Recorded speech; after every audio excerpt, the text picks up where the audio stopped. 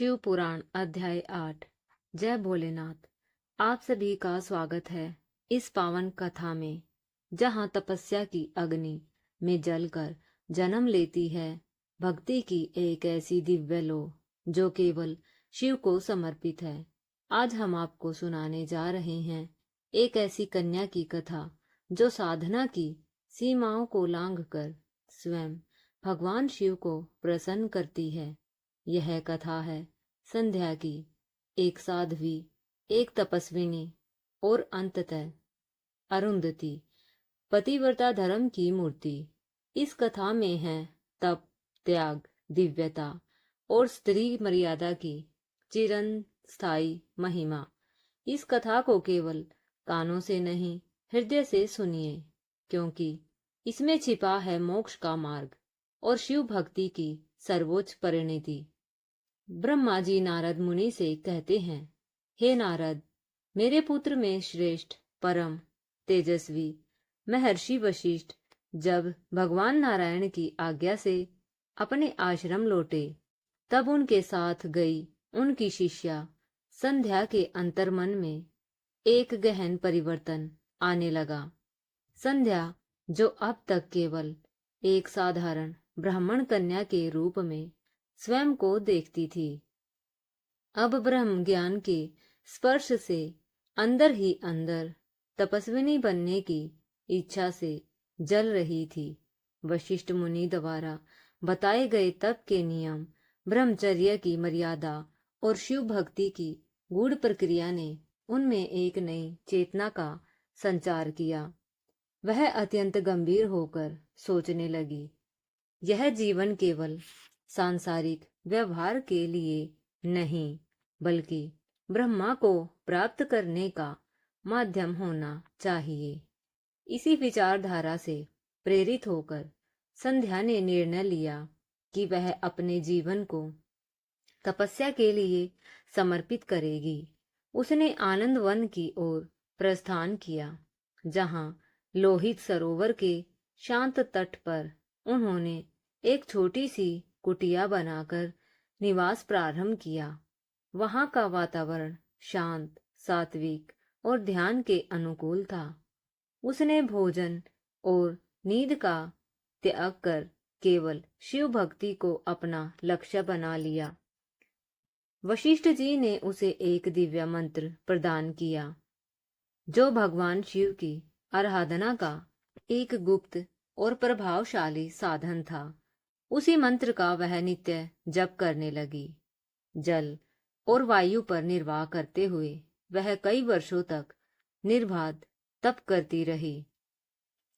उसका शरीर धीरे धीरे दुर्बल होता गया, लेकिन मन की भक्ति, श्रद्धा और भक्ति दिन प्रतिदिन दृढ़ होती गई। उसकी तपस्या से सारे वातावरण में अद्भुत ऊर्जा फैलने लगी। वन के पशु भी उसके निकट निर्भय होकर बैठने लगे। लोहित सरोवर का जल भी जैसे उसके तप से पावन हो गया था। अंततः भगवान शिव उसकी अखंड भक्ति से अत्यंत प्रसन्न हुए और दिव्य ज्योति के साथ स्वयं उसके समक्ष प्रकट हुए। उनके मुखमंडल पर चंद्रमा जैसा सौम्य तेज, नेत्रों में करुणा और वाणी में अनंत शांति थी। शिव जी के दर्शन से संध्या की चेतना जैसे ठहर सी गई। उसके मन में हर्ष और भय दोनों एक साथ उत्पन्न हुए। वह सोचने लगी कि ऐसे महान देव से वह क्या कहे, कैसे उनकी स्तुति करे। वह तो एक साधारण तपस्विनी थी और सामने स्वयं साक्षात त्रिलोकाधिपति शिव खड़े थे। इसी विचार में उसने अपनी आंखें बंद कर ली और अंतरात्मा से स्तुति करने का प्रयास किया। परंतु भगवान शिव तो अंतर्यामी हैं। वे जानते थे कि संध्या की भक्ति केवल जीवा से नहीं, हृदय से निकली है। उन्होंने उसकी भावनाओं को समझा और बिना कुछ कहे ही उसके हृदय में प्रवेश कर गए। वहां उसे दिव्य ज्ञान, दिव्य दृष्टि और दिव्य वाणी प्रदान की, जिसके प्रभाव से संध्या के भीतर से एक अद्भुत तेज प्रकट हुआ और उसी तेज से उसने स्तुति आरंभ की। हे नाथ, आप निराकार, निर्विकारी, निर्विशेष और ब्रह्म स्वरूप हैं। आप स्वयं में प्रकाशित होते हैं और किसी बाह्य साधन के मोहताज नहीं हैं। आप काल, स्थान और गुणों से परे शुद्ध सच्चिदानंद स्वरूप हैं। आप ही ब्रह्मा रूप में सृष्टि करते हैं, आप ही विष्णु रूप में पालन करते हैं और आप ही रुद्र रूप में संहार करते हैं। आप परम तत्व हैं, जिनकी महिमा को देवता, ऋषि और स्वयं ब्रह्मा भी पूरी तरह नहीं जान सकते। मैं आपको बारंबार प्रणाम करती हूँ। संध्या की यह स्तुति केवल शब्द नहीं थी, वह तो उसकी आत्मा की पुकार थी। भगवान शिव इससे अत्यंत संतुष्ट हुए और कोमल वाणी में बोले, हे तपस्विनी, मैं तुम्हारी तपस्या और भक्ति से बहुत प्रसन्न हूँ। जो भी वर मांगना चाहे निसंकोच मांगो। यह सुनकर संध्या ने विनम्रता पूर्वक करबद्ध होकर, हे महादेव, यदि आप मुझ पर प्रसन्न हैं तो मुझे यह वरदान दे कि इस संसार का कोई भी पुरुष मुझे काम भाव से न देख सके। मेरे पति ही मेरे लिए परम प्रिय हो और यदि कोई अन्य पुरुष उस दृष्टि से मुझे देखे तो वह तत्काल नपुंसक हो जाए। भगवान शिव मुस्कुराए और बोले, हे सती स्वरूपे, तुम्हारी इच्छा पूर्ण होगी। इस संसार में काम की मर्यादा स्थापित होगी और तुम्हारे लिए एक परम तपस्वी पति की व्यवस्था मैं स्वयं करूंगा। वे कल्पों तक तुम्हारे साथ रहेंगे और तुम धर्म, ज्ञान और स्त्री मर्यादा की प्रतीक बनोगी। इसके पश्चात भगवान शिव ने उसे उसके पूर्व जन्म की एक दिव्य प्रतिज्ञा स्मरण कराई।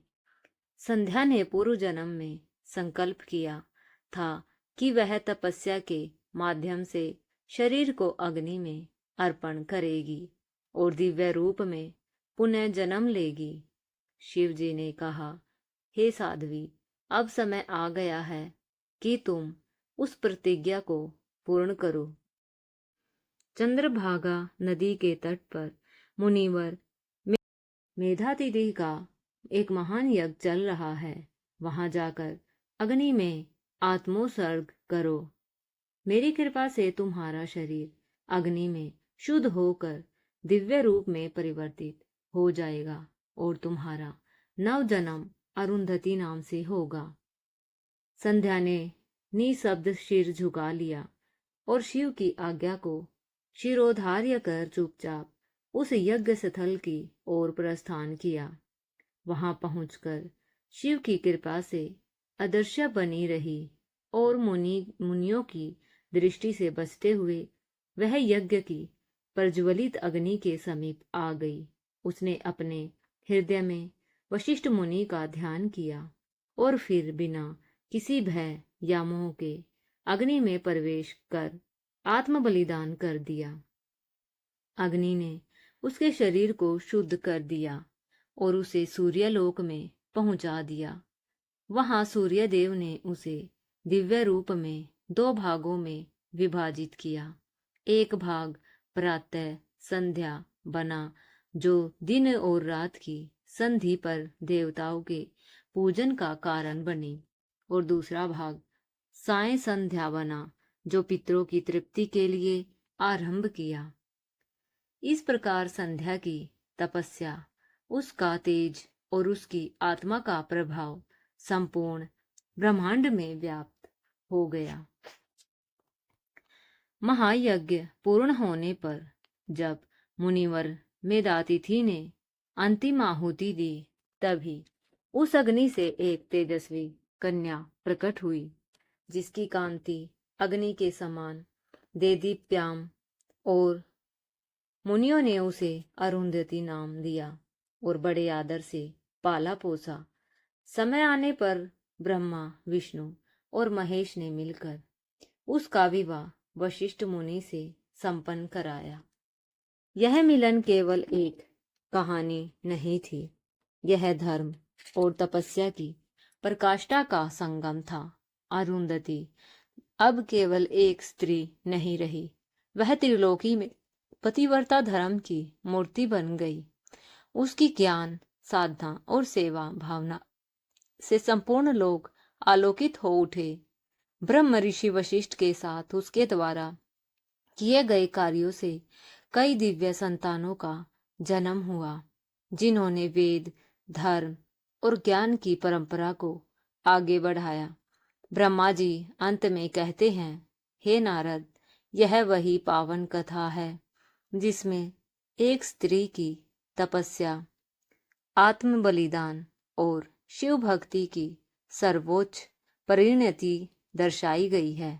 जो स्त्री या पुरुष श्रद्धा से इस कथा को सुनते हैं, वे समस्त पापों से मुक्त होकर पुण्य के अधिकारी बनते हैं। उनकी सभी इच्छाएं पूर्ण होती हैं और उनके जीवन में भक्ति, ज्ञान और धर्म का उदय होता है।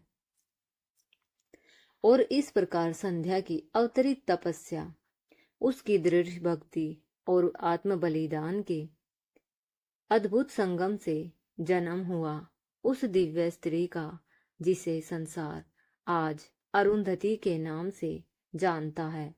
यह केवल एक साध्वी की कथा नहीं है, यह उस नारी की गाथा थी जो ब्रह्म ज्ञान की जिज्ञासा से चलकर शिव कृपा तक पहुंची और फिर अग्नि की पवित्र ज्वाला में स्वयं को समर्पित करके आदर्श पतिव्रता धर्म की साक्षात मूर्ति बन गई। उसने न केवल अपनी मर्यादा की रक्षा की, बल्कि समस्त स्त्री जाति के लिए एक उच्च आदर्श स्थापित किया कि भक्ति, तप और संयम से स्त्री केवल पूज्य ही नहीं, वरन देवताओं के भी वंदनीय रूप में प्रतिष्ठित हो सकती है। शिव के आशीर्वाद से उसका नव जन्म अरुंधति के रूप में हुआ, जिसने वशिष्ठ जैसे महर्षि की संगिनी बनकर धर्म, ज्ञान और संतति के पवित्र मार्ग को पुष्ट किया। उसकी कांति, उसकी वाणी और उसकी साधना से त्रिलोकी आलोकित हुए।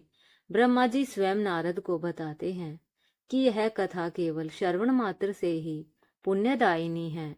जो पुरुष या स्त्री श्रद्धा और एकाग्रता से इस कथा को सुनते हैं, उनका जीवन शुभ होता है, उनके पापों का नाश होता है और सभी मनोरथ पूर्ण होते हैं। यह कथा हमें सिखाती है कि जब नारी भक्ति, ज्ञान और मर्यादा को अपनाती है, तब वह केवल एक नाम नहीं रहती, वह स्वयं युगों तक पूज्य एक आदर्श बन जाती है। संध्या से अरुंधति बनने की यह यात्रा केवल कथा नहीं, आत्मा के उत्कर्ष की अमर गाथा है, जो हमें बार बार स्मरण कराती है कि सत्य, तप और शिव भक्ति के मार्ग पर चलने वाला कभी निष्फल नहीं होता। हर हर महादेव।